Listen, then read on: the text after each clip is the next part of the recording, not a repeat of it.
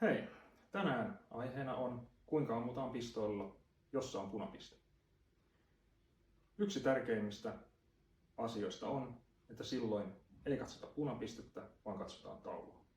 Ja tämä tulee varmasti olemaan haastavaa.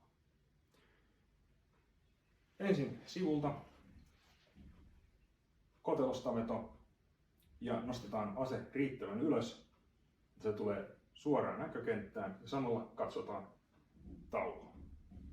Ja tältä se näyttää.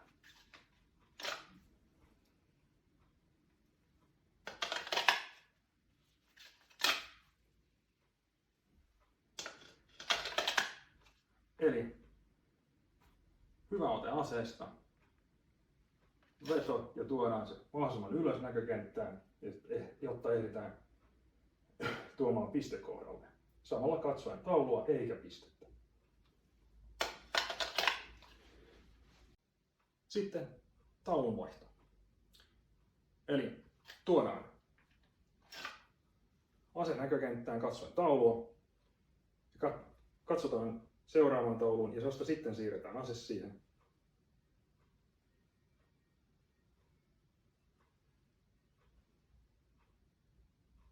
Ei, jos katsotte punapistettä, se näyttää tältä.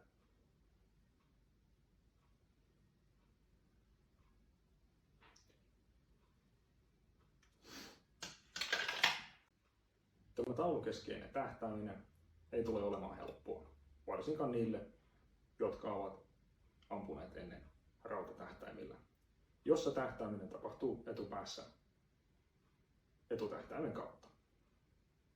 Mutta kun tämä onnistuu, muistaa katsoa taulua eikä punapistetähtäintä, niin ammunta on punapisteellä todella nopeaa ja tarkkaa.